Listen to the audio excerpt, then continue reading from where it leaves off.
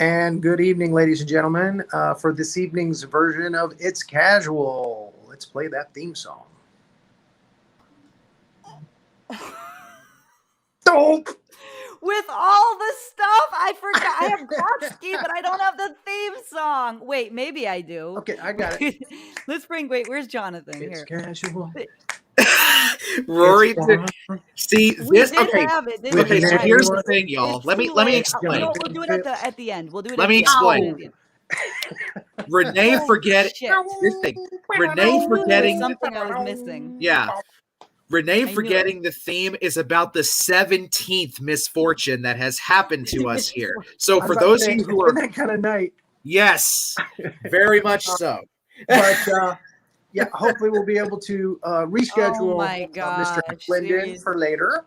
We're not quite sure what happened, but we're guessing technical difficulties. There's been a lot of crazy stuff going on the internet today. I don't know if you've been catching up with all the hacking and stuff with Amazon, and this is what I was told this afternoon by somebody who I was on the phone with, and Google and whatnot. But anyway, tonight on this version of It's Casual, this show, we have the author of the Metcraft trilogy, and we'll talk to him about if it's going to go further or not. We'll ask him about that later. But he's a screenwriter, and his name is Brian Fitzpatrick. Let's go ahead and bring him up.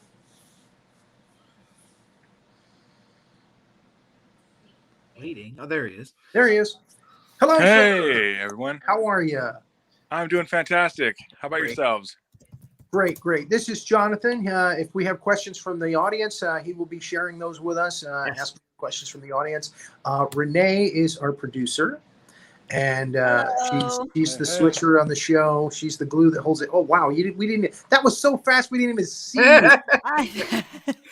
I barely exist. I materialize. I dematerialize. I'm very gypsy today. You see, like a cameo. Proof of smoke. She likes to stay in the backgrounds, even though we love to have her on the show whenever we can get her on camera.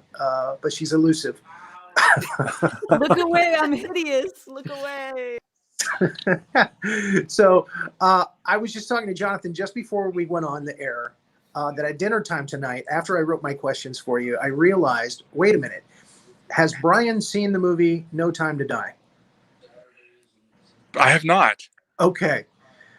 You should go out and see that movie as soon as possible, because I think you've got a lawsuit on your hands.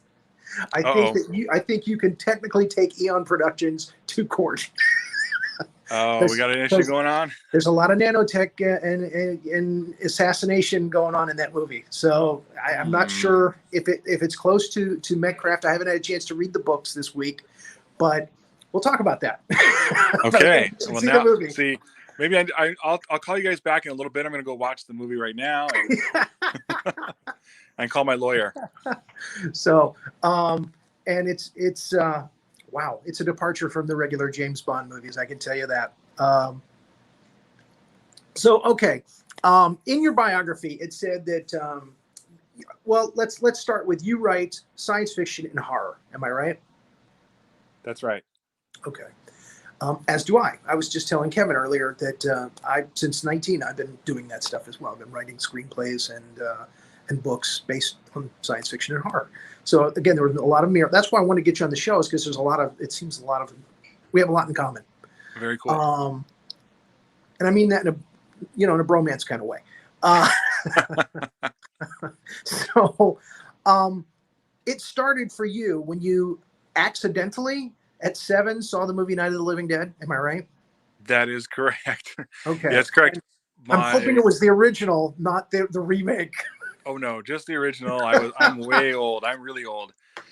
Yeah, Mom and I had near Halloween watched some marathons of the older Dracula, Frankenstein. Those were not scary. Even at 7 years old, I thought they were cool. And I was just saying that's how I got started, and those were not that bad. No, and then Mom dozed off. When I was 5 and 6, I was drawing Frankenstein. I was drawing the Wolfman, Lon Chaney. Right, like you do. But so yeah, Mom dozed off, and next thing I know, this zombie movie comes on, and I had never seen anything like it. And I wanted to turn it away. I wanted to turn it off, but I couldn't. How could you turn that off? It's so riveting. Yes, that it is. It is. So that started you on this fascination with horror, and how you were not able to turn away. after a week of sleepless nights, I got over it and kind of became fascinated with the idea that you could be so scared and be perfectly safe. There you go. I worked in a haunted house for a couple of years in Orlando here. I'm in Florida. And again, that was basically how they made their money, was people just like to be scared, and they like to laugh about it afterwards, you know, and walk away from it. It's true. It's a huge rush. Interesting phenomenon. So that I hope to capitalize upon. There you go. There you go. So tell us about what you've written for the screen. I've written a lot of screenplays that have gone on to place well in contests and get me meetings with agents and studio executives. I have not sold anything yet. But I did get paid this year. I did get my first paid screenwriting gig to co-author a sci-fi TV pilot that is so cool and unique that I was happy to jump on in. And now I've kind of taken ownership of it because I've really done a lot of work into it, and we're trying to sell it now.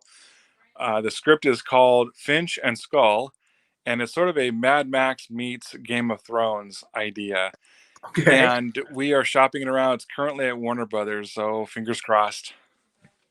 Well, and evidently Boba Fett's going to Game of Thrones now. Have you seen the trailer for the new show? I have, and I am such a fanboy of Star Wars that I cannot wait.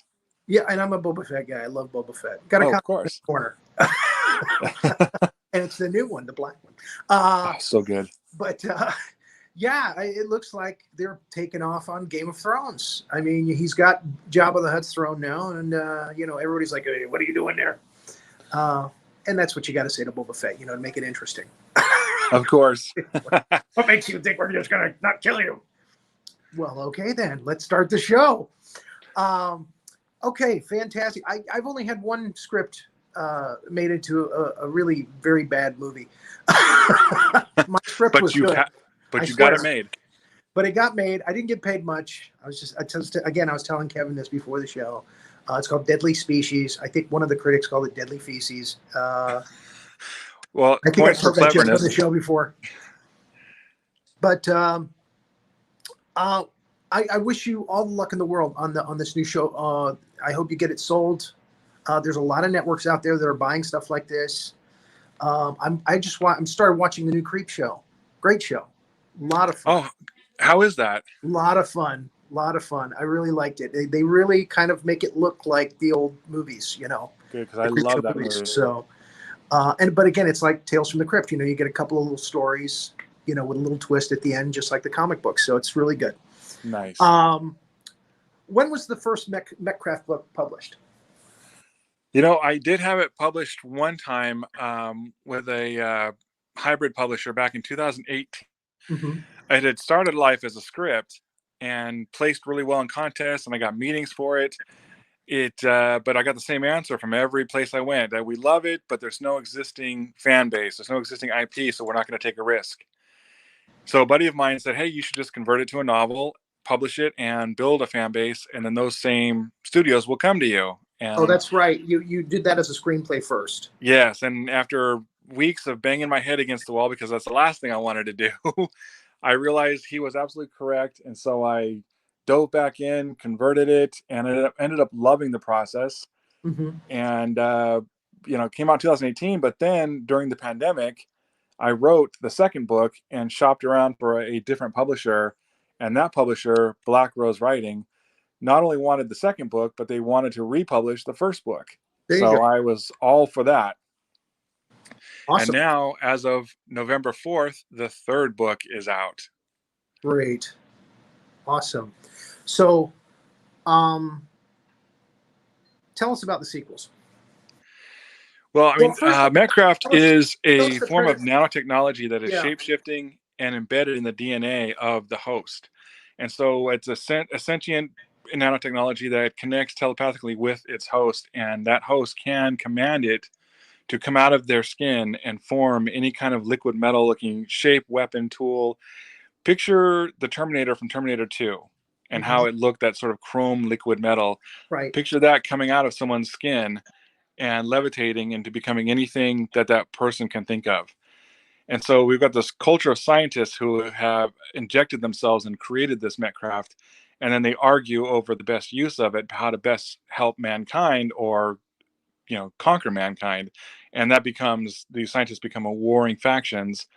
And for 20 years, that war sort of stalemated because everybody knew everybody's power levels and everybody kind of evened out. And then along comes our hero, Jake, at 15. He's the first ever born with the nanotechnology already in his DNA because of both of his parents were Metcrafters. And now he's like a wild card. No one knows what his powers will be because no one's ever encountered somebody born with it. And of course, their fears are all correct. He does have wondrous powers with this Metcraft. And so first book is all about getting him to safety and sort of educating him and the audience on what Metcraft is and what this culture is and what these secret wars are. The sequels kind of dive a lot deeper into the emotions of the characters, the true origins behind the Metcraft liquid technology. And I would say the second book, called Metcraft Disruption, is my Empire Strikes Back. That's the only way I can relate to it. It's dark. It leaves the characters in an emotional wreck, and lots of mysteries are exposed. And then the third book is, I would say, Independence Day. I just unleash everything I can possibly do. It becomes less of an intimate, local Los Angeles-based problem, becomes a global catastrophe movie, if you will. Mm-hmm. And I tie it all up nicely, so at the end, it's a satisfying conclusion. I will, of course, in George R.R. Martin tradition, anger a lot of people, but it was really a labor of love, and I was really grateful for the support of my publisher on this. Okay, I'm going to play producer here and say, but there is room to start more. Oh, absolutely. In fact, the publisher, the CEO, asked me a couple months ago, is there more coming? And I originally said, no, I'm pretty much done with these. And then next thing I knew, I had outlined 3 more books. Well, there you go. That's it. Against my own better judgment, but the ideas kept coming, and I really like the ideas that I'm going to go with. Well, there you go. Awesome. I've got a note here to say aliens and asteroids. I like both. And I guess I should have. It should have been ask him about aliens and asteroids. Okay, we'll move on. Okay. Obviously, I'm not sure where I got that from, but okay.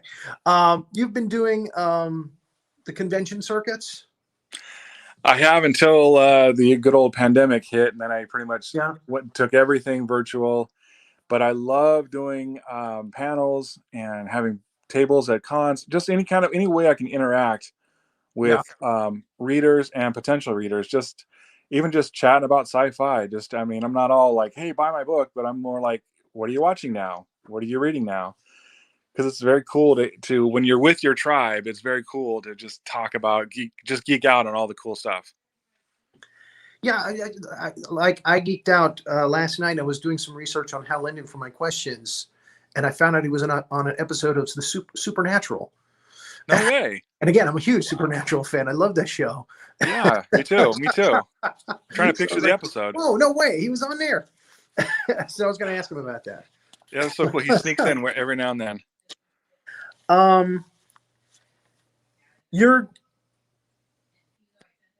I think we talked about this already. You're trying to get a green light for movies for Metcraft? I am. Originally, I really wanted the scripts written already, or the first one anyway. Well, I really wanted this to be a film trilogy, but now I'm really entertaining the idea of taking it streaming. I could see each book being a season of a show, and I just would have so much fun doing that, because I feel like with the series, you can just take your time and get deeper with the characters, and I don't know, even develop new tangents of the story. Well, and you mentioned Game of Thrones. I mean, the author, that's what he did. He turned it into seasons, and by the time they got to like the 7th or 8th season, he had run out of material, couldn't write it fast enough. And they were just going off the rails. Is it okay if we go this way with it? Is it okay if we go this way? And he's like, is the check cleared? Yeah, sure, whatever. Yeah, exactly. So that's the dream. That's the dream. A load of money. All right. So tell me about your friend Kevin Snell before we bring him up. Oh, this is such a great story. Back in late 2019, I get this Facebook message from a guy named Kevin, and he says, "Hey, I'm in this band, Chemical Straitjacket, and we love your book. And would it be okay if we wrote a song about your book?" And I was like, well, "Of course. How many people get a song about their story except for Lord of the Rings?" And I, of course, jumped at the chance, and I was like, "Please, yes." I'm humbled and honored. Yes, of course. And then we just sort of chatted a lot and got to know each other, and he's the greatest guy, and the whole band is really cool. And they wrote a song about our story's villain, and the song is, in my opinion, amazing. It's got, I mean, it's very, their band is very industrial, but they break the norms of industrial rock. They do a lot of their own stuff, and a lot of oftentimes a little tongue-in-cheek humor and sarcasm, and they're just awesome. And the song just has so much to it, and I love the killer bass line. I love everything about it. Well, let's go ahead and bring Kevin up. And hey, that's pretty much how it happened, right?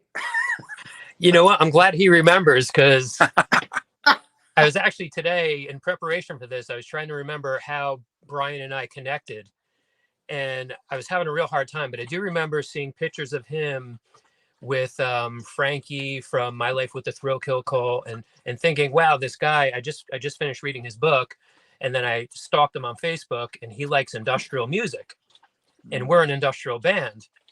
And then I was like, you know what, I've got to approach him and write a song about this character that I enjoyed so much. So now, where are you two guys based out of, if you don't mind me asking? sure. Well, Brian is in California, Mm-hmm. Los Angeles, right? Yeah, just south of LA, right by Disneyland. Right.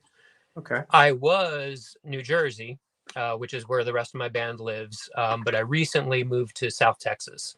I now live on a ranch about an hour from the Gulf. Okay. And you were talking to Jonathan earlier, one of my co-hosts. Jonathan, are you still there? He's nearby, but he's not there. I will put him on as soon as he comes.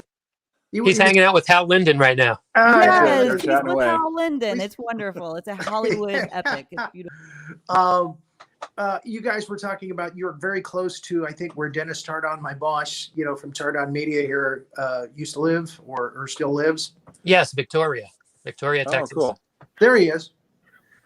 So you're about Jonathan, 30 minutes. They wanted you to add. They wanted to say something. Oh, he's saying no. He's saying he's not allowed. He's not allowed to be on. But okay, all right. But yes, but we requested you. Victoria. Okay. He's actually from Victoria and grew up on the ranch. He's gonna get so mad that I can't remember the name of it. But the big McFadden Ranch.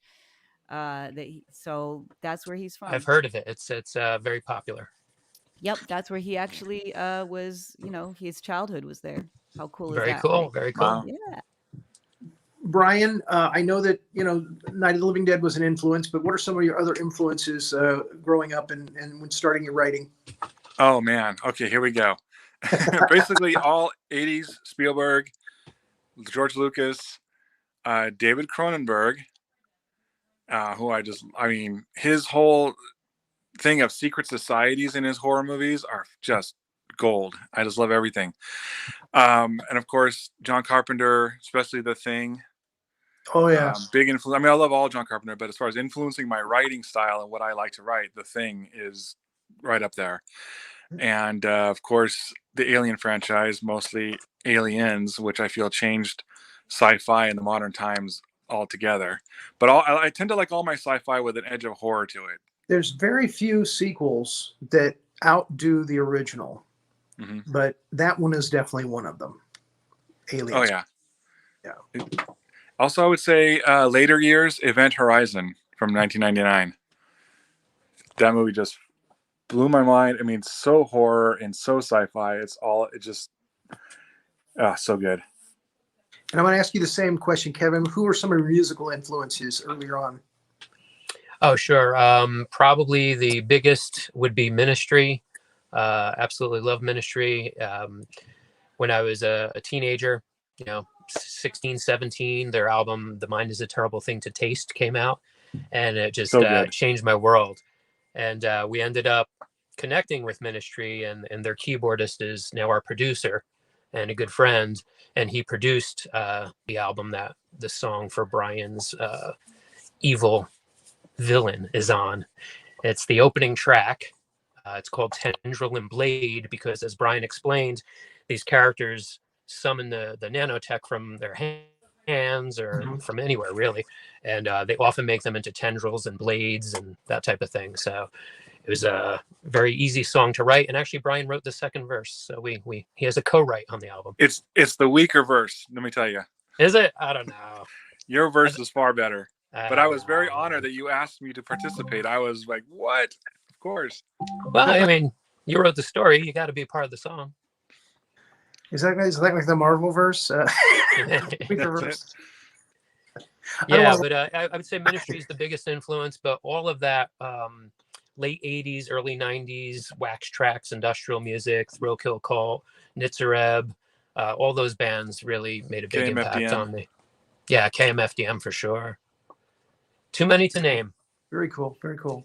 We've had the honor to open for quite a few of them. So cool. Yeah, looking it's at kind of like later in life, I got to live out my fantasy. Totally. And looking when I was first getting to know them, I checked out like the track record and what all the different bands they've played with. It's like a list of all my favorite bands. Well, there you go. So it's like match made in heaven. And Chemical Straitjacket is now on the list of my favorite bands.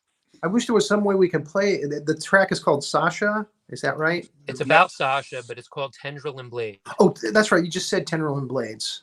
Because that reminded me of something that I just saw. My daughter is into Japanese anime, and she had me watch a show called Tokyo Ghoul, which has these people who they're called ghouls, and they have these tentacles and stuff that just fly out of them at any time to kill people and stuff. So it's like you do, whenever you see a tentacle, you should run. Especially in Japanese anime. Yes. So yeah, when she said the tentacles, I was like, wait a minute, what kind of anime are you watching? Don't you gotta be careful. Don't be watching that. So again, I wish there was some way we could play that track, or is there anywhere where we might be able to find it in case people want to listen to it? Oh yeah, it's everywhere. It's on Spotify, iTunes, Amazon Music, every platform. Okay. It's out on Cleopatra Records. So yeah, you can find it anywhere you listen to music. The whole key is our band name. We left out the vowels to make it tougher looking. So that's the hard part. You have to know how to find us. It's Chemical CHMCL, Straitjacket STR8JCKT. So as long as you know that, we're everywhere. I was going to ask you to spell that for our audience. There you go. I can even show you on my notes. I've written it down. Ask him to spell it for the audience. Kevin's being humble. Their album, the newest album, Dark Progression, just crossed 338,000 listens. Awesome. That is so awesome. Oh man. Thanks, Brian. Hey, plug. Go check it out. So you guys are living the dream. Hey, there we go. What else? What else are you reaching for as far as the dream? Oh, what do we have? Here's my book. There it is. I look like a Metcraft. I got it. Also, since you showed the book cover, I got to say my digital artist son did all 3 book covers. Oh, cool! And he rocked. He got his son to do the work for him. There's one. Probably got a discounted price. 2. I was reading about an artist yesterday on Facebook who is 10 years old, and he's selling his works for $5,000 to like Sofia Vergara. What? He sold out all of his paintings in Miami at a show to like the elite, to like everybody wants to get his paintings now. The kid's like a modern day Picasso. Is his father a politician? His stuff is good. I mean, I'm a huge art fan, and again, I saw this stuff and I was like, wow, he's 10. Wow. And he's been doing this since he's like 7. Really? That's amazing. Yeah. So, great. That's awesome. and we'll be looking forward to more books from Metcraft in the near future. But of course, we want to get our audience to buy the first 3, hopefully. They can find them on Amazon, right? Actually, yeah. And right now, my publisher has put Metcraft Cataclysm, the new one, on sale for free for the Kindle. And the first book is 99 cents, and the second book is $2.99. So it's like you can get the whole collection for $2.99, $4. or $3.99. No, awesome! Wow, That's better than being on Spotify. Right? Spotify would get a 0.006 cents per listen. It's brutal. That's a whole other discussion. Yeah. So, in the business as you are, dealing with professionals in showbiz, do you have any horror stories? Like real life horror stories. Oh man. Any bad instances that you're willing to talk about? I'm trying to think of ones I can talk about. Yeah, I was at a party and made a complete ass of myself when I was approaching a producer. I wanted to. This is when I was also much younger, and I didn't really know how to present myself. So I just was like to this producer, "Hi, I'm Brian Fitzpatrick," and I just sort of froze. and he was like polite enough to say hello, and then he just saw how I was shattered inside, I guess, and he just moved on, and I was just completely embarrassed. Oh wow. And I was like, I will find that producer again now as the jaded, cynical, experienced Brian, and have a different conversation and be able to say what I need to say and put myself out there in a better way. We learn as we go along. That's for sure. Yes. How about you, Kevin? Any horror stories dealing with people? I mean, I was a stand-up comic traveling around the country for decades. So I know what kind of people you have to deal with when you're playing in clubs and stuff. Yeah, that's definitely the worst part of it all. I love writing and recording, playing live shows. It's a rush when you're on stage and the audience is mouthing the words along with you. It feels great. But yeah, the management of most establishments, suck. They promise you things, they don't deliver. I can't tell you we didn't make much money this week, kids. Yeah, exactly. Yeah. Yeah, so the deal, obviously. So yeah, that's probably the worst part of being in a band is dealing with the promoters and the live shows, and dragging your gear in, setting it up. They promise you a sound check. Sorry, we're out of time. No sound check. Like, yeah, that's the worst part for sure. Well, I'm glad to hear that you worked with a lot of people that you really admired and you looked up to, and you got to open for some great bands and stuff. And you told me where you can find your music. Any shows coming up for you, Kevin, in Chemical Straitjacket? Well, since I just moved and the rest of the guys are up in New Jersey, we're working all that out. What we're going to try to do is they'll come down here for a week and we'll play Austin and Houston, San Antonio. Come to California. And then a few months later, I'll go up to New Jersey for a week and we'll play New York, New Jersey, Connecticut, that type of thing. I didn't hear California on that list. California, I'm coming out there for a little pleasure trip. You're going to show me, what is it, Sunset Strip, and what's the places there?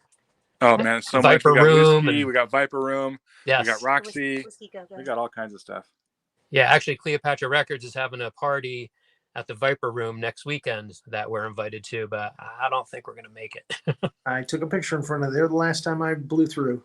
Did you? Nice. I did. Nice. Yeah, so we'll keep it going. We'll definitely be playing live. So yeah, I actually went out to California. Last time I went out to California was to go to the Huntington Museum Library and the Norton Simon, which is my cousin is an artist out there. His name's Clifford Bailey. He does really good out there. He told me about the Norton Simon. I'd never even heard of it, and it was a fantastic museum. It was one of the best. Yeah, that's a great place. Yeah, it's awesome. Got to do the Getty Museum sometime too. I went to the Getty. not that trip, but the trip before. So I photographed them. Nobody goes with me because I'll embarrass them, because I'm just photographing all the paintings with my phone, and it takes about 4 or 5 hours to do a normal museum. and then I've got the collection, Nice. So it's a hobby. So I mentioned earlier that I'm a big art fan. So Awesome. and I do my own stuff. What do you like most about LA? How long have you been out there? Have you been there I all was your life? born and raised out here. Born and raised. And I absolutely love, I would say, almost everything about living out here. I just, man, I mean, every city has problems. Every region has problems. I love the weather. I love in winter. I like it colder, but I like California winter, which is like 60 degrees outside, which is great. Summer's great because I can be in the air conditioning because I don't like heat. But no, I mean, I'm where I live. I am 30 minutes from the beach, 40 minutes from LA, and 90 minutes from mountains and desert. So I got everything, and it's just awesome location. And plus, there's cool places to go. Like just the venues we named for music alone are fantastic. I just love everything about it. Traffic I don't love. Yeah, that's always the downside. But I mean, you're getting back. The traffic's probably getting back to normal now. I mean, Completely, it's ridiculous. It's not the same as it was. Everybody was happy when the pandemic hit over there, because I mean, you could actually see the skies, and that old joke, knock knock, who's there? UCLA when the smog clears. And I could actually drive freeways at full speed. Drum riff. So the air was a lot cleaner. There wasn't near as much traffic out. So people were like, wow, this is great. Blue skies. And that's all gone. No, actually, every time I've been out to LA, it's been blue skies. And hey, you got the Bat Cave out there, so. We got the Bat Cave. We got the Batmobile. We got the Rainbow Room. I've walked the Rainbow Room. That place has great food. I just want to sit at where Lemmy sits. That's all. Dude, I missed him one night by like 15 minutes. I went to the bar where he goes. The Rainbow Room has that bar, and my friends and I went in there and we're chatting it up. And we're talking. Oh yeah, Lemmy comes here all the time. And the bartender's like, yeah, you just missed him. I'm like, come on. That's a really, really good documentary. The Lemmy story, and it shows him sitting in the Rainbow Room and constantly playing this little poker video game. Yeah, excellent documentary. And that game, that little video poker, is still there. I believe it. Too funny. And what about Texas? I mean, how long have you been out there? 6 months now. 6 months. Yes, you've got a ranch. We do, and this is where my wife is originally from, so her family's here. Okay. I lived in New Jersey my entire life, and I'm done with the winters. I hate the winters. I hate the snow. And I always liked it down here. We've been coming down here for like 10 years for, a week or two here and there. See, now I'm flying to Boston tomorrow with my daughter, and I'm hoping it's going to be snowing because I want my daughter to see snow. She grew up in China, in Shenzhen, so she never seen snow. I'm a Florida. Oh, well, that would be great for her. That would be awesome. It's great to visit Florida, so I've only seen snow a couple of times. So I hope you guys get lots of it and enjoy it. And, as a kid, I liked it. As I got older, I hated it. And it was time. We planned on retiring down here, but then we both got very sick with COVID when that broke. And we just reassessed our lives. And we said, you know what? We're not going to wait for retirement. Now's the time to go. So now, by ranch, you don't have like livestock or anything, right? It's just a nice spread, right? No, there's about 150 cattle, 5 goats. No, it's a real ranch. Oh wow! Yeah, it's like Yellowstone. So how are you liking that? It's a conflict of interest because I'm a vegetarian and I'm an animal rights activist. So moving here was actually extremely difficult in the beginning, but I understand that for a lot of people in this area, it's a way of life, and it's a meat culture here, and it's a challenge. I have internal conflict constantly because I'm a pharmacist. So I vaccinate the cattle. I do the health care. So I'm trying to help them, but I know eventually they're going to be driven away, and that disturbs me. But top of the food chain. Yeah. Yeah. Oh man. So yeah, it's interesting.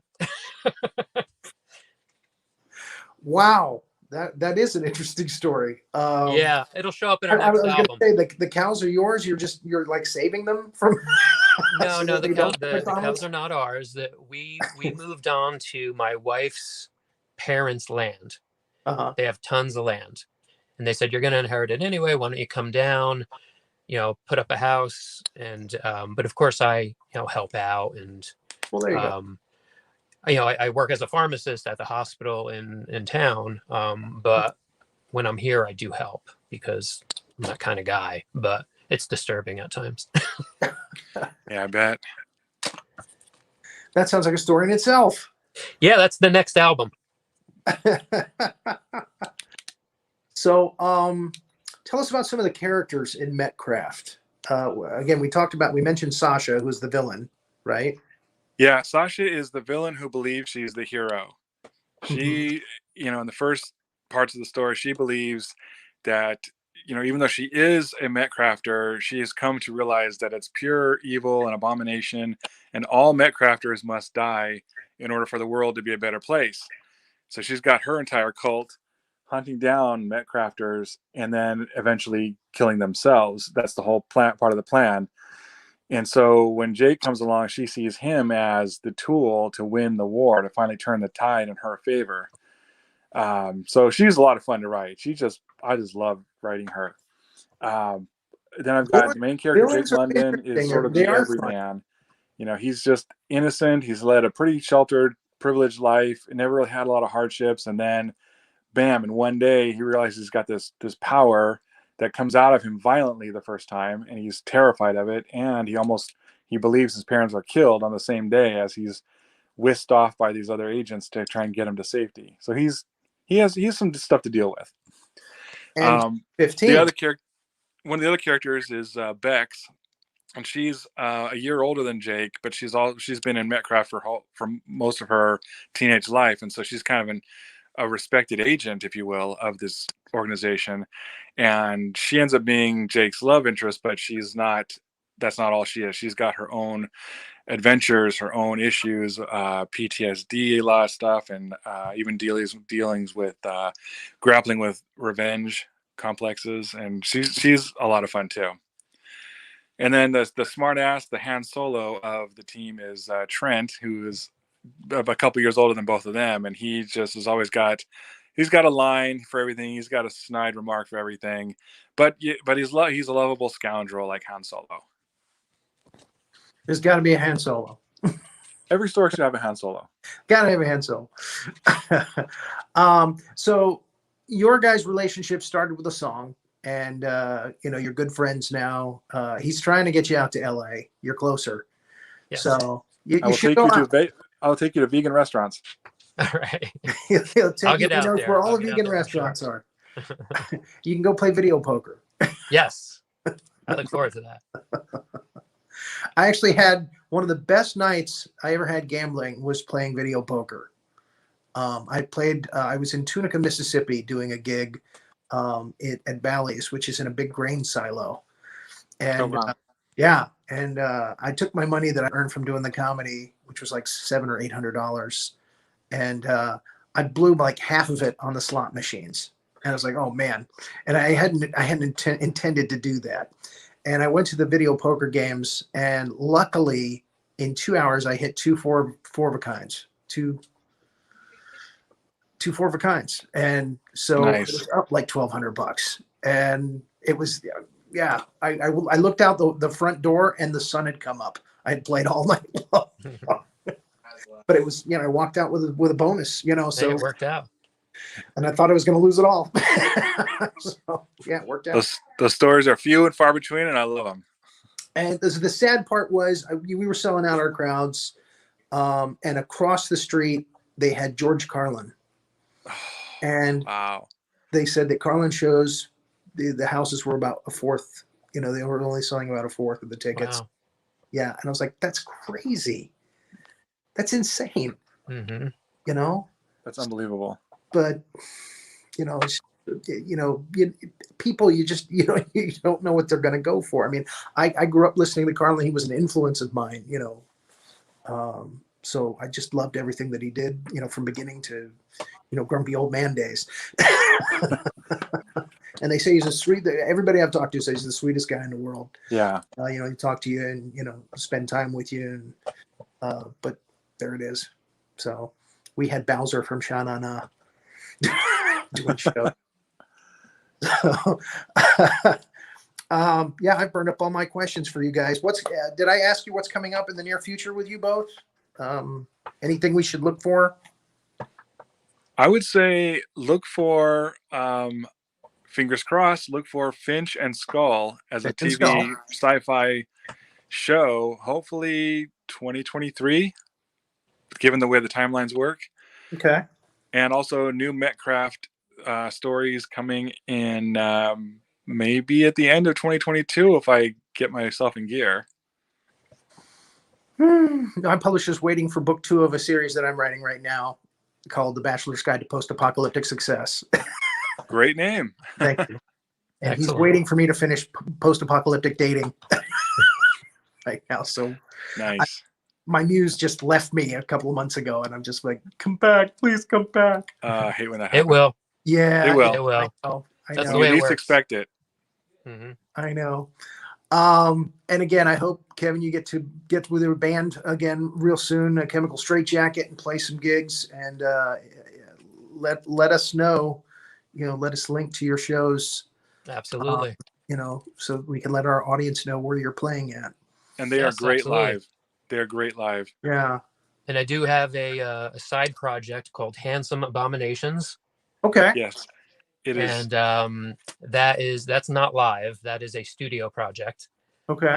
It's me and my friend Tufty from Ireland, and Ian, the drummer from Chemical Straitjacket, my wife Misha, and it's just pure digital sleaze. But it's great stuff too. It's really good. So. And it is sleazy in all the best ways. Okay. But other than that, we have 6 new demos for the next Chemical Straitjacket. So we're carrying on. Fantastic. Yes. Have you ever worked in Atlanta at all? Me? Kevin, yes. No, I have not. Okay. We have a lot of viewers that are around the Atlanta area. Oh, good. Stuff. So yeah. Awesome. Maybe you'll get an invite. Maybe somebody will connect to you on Sounds Facebook, good. and you'll get an invite to That's bring cool. a jacket out there. Yeah, look us up on the YouTube. We've got lots of videos. Very good. Brian, any YouTube videos we should be looking for? You can find, I've got book trailers for all 3 books, as well as a couple other little goodies. But I plan on actually expanding my YouTube with maybe some author videos, just talking about the process, and maybe just being an open book about, the struggles and the triumphs, and any little thing that lets people in on what it's like to write screenplays and write books. Because I get a lot of questions that I'm happy to answer, but I thought, it'd be kind of cool to have this little sort of video diary going on. So maybe in 2022, I'm going to start doing that and posting on YouTube. Well, and I'm curious as to your process for screenwriting. Yeah. Yeah, there's ups and downs, of course. But yeah, I think writers have very similar. Once you park your butt in the chair, there's a lot of similarness that we all have. I think similarities. And I guess I should ask Kevin also. Do you write a lot of the songs for Chemical Straitjacket? Or Yeah, I'm the primary songwriter. You're the Lennon McCartney of that group. Yeah. Okay. Definitely. So, and what's your process? My process is I don't force myself to work on something until all of a sudden I feel, I've got an idea. I've got a baseline in my head. There's a topic that I want to write about. And then it's unstoppable until I get that demo done. And then I might not write another one for a month or 2 months or whatever. Sometimes I'll write 2 in a week, but it just hits you.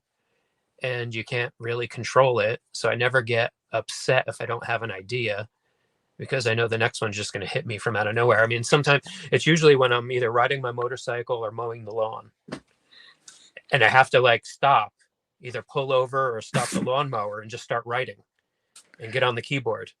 So the trick is to have a loud motor running.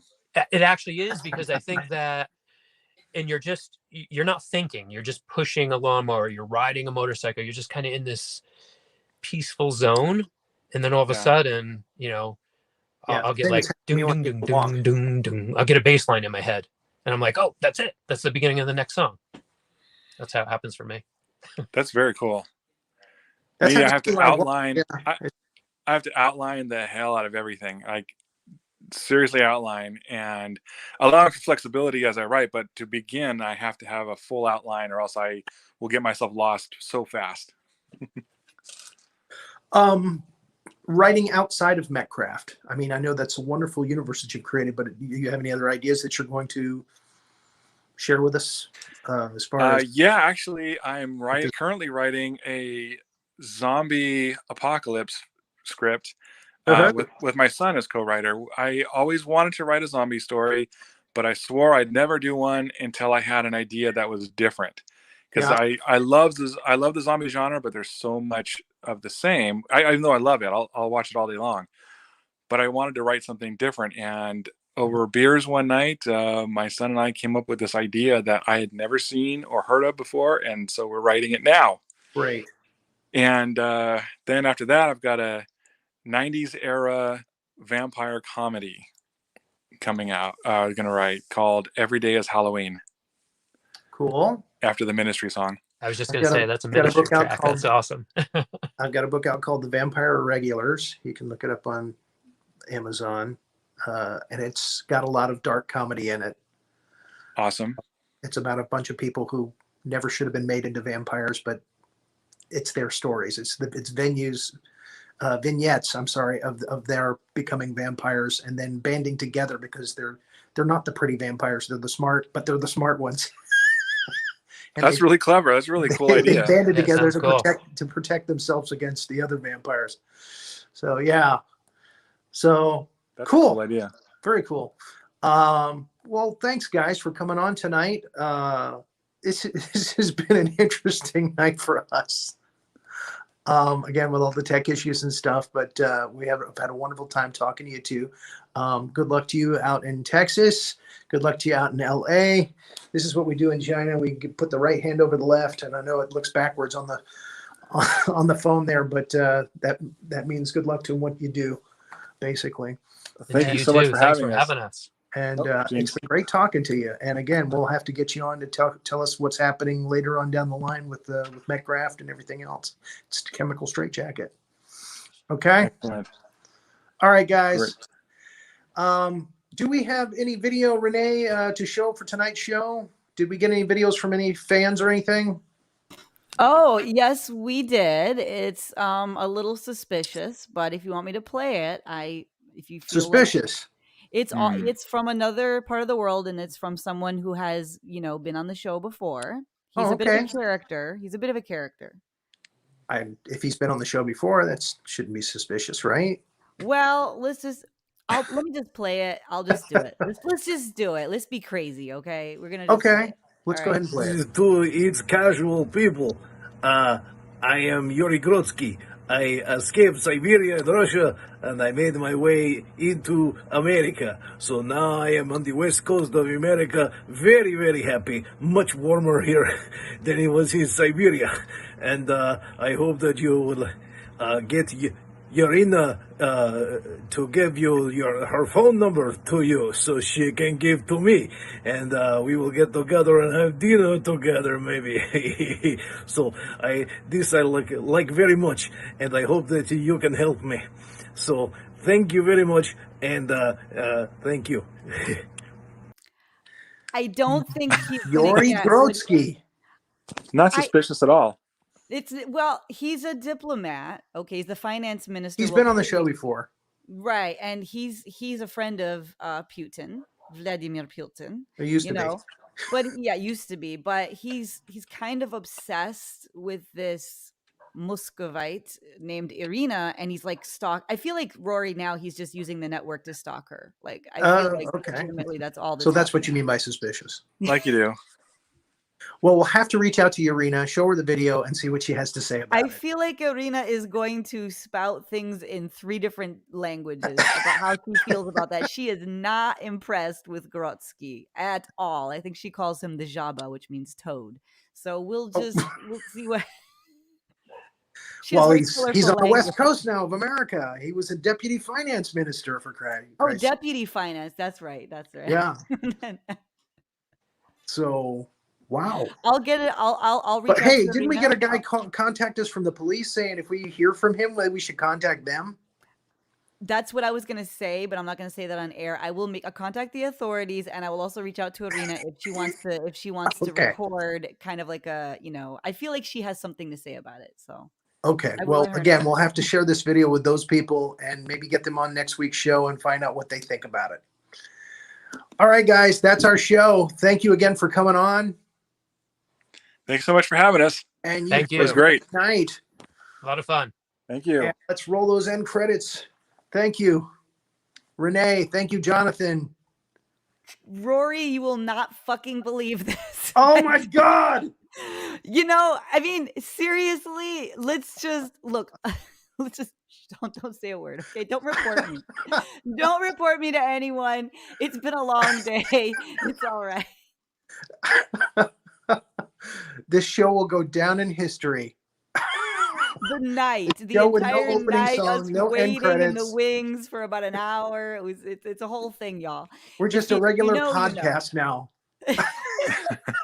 Good night, everybody. We love you. Good night, everybody. Take care. Peace. Bye, everybody. Good night.